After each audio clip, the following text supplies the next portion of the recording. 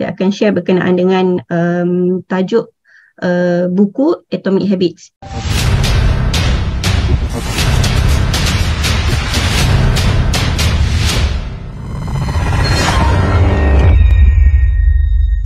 So Atomic Habits ni memang sangat dekat dengan saya punya habits lah. Sebab kalau kita tengok tajuk dia tu pun Tiny Change, Remarkable Result. So perubahan yang kecil, result yang besar. So macam mana kita nak ubah kita punya habit tu? Kita kena bermula dengan habit-habit yang kecil dululah. Macam mana kita nak ubah habits kita kan? Sebab kita dah berada dalam lapangan bisnes ni. Jadi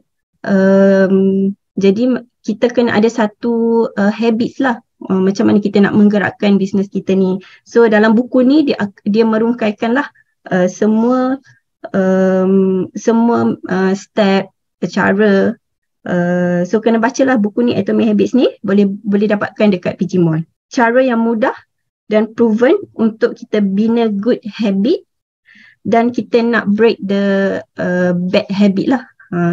Kita nak rungkaikan bad habit ni sangat susah lah, sebab kita dah bad habit tu dah sangat sebati dah dengan diri kita. Macam saya dah 25 tahun dah bad habit tu. Macam contoh lah bad habit yang ada dulu sebelum join business, bila malam-malam kita ada masa kan, kita akan tengok Netflix. Kita banyak masa terluang untuk kita tengok story-story orang. So macam benda-benda tu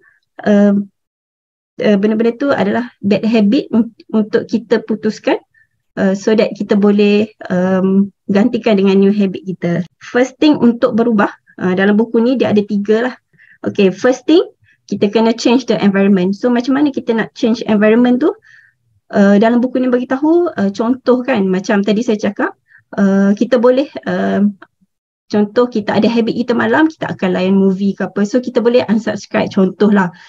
Jadi yang kedua, first thing untuk berubah, kita kena change the environment. Kalau biasa pagi-pagi kita scroll gosip-gosip dulu ke, kita boleh tinggalkan benda tu. And then yang kedua, 2-minute rules. Kita kena scale habits down. Kita kena start dengan benda yang senang dahulu. Kita nak berubah, kita tak boleh berubah kepada benda yang terus drastik lah. Kita kena ubah benda-benda yang kecil dululah.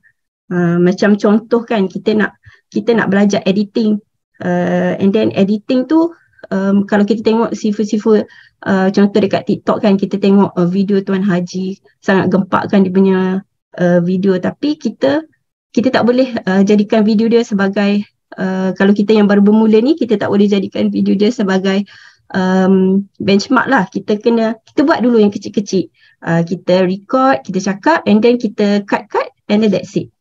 So bila kita buat banyak ulang-ulang, repeat, dan insyaAllah kita akan master skill editing tu. Yang ketiga, yang terakhir adalah master the entry point.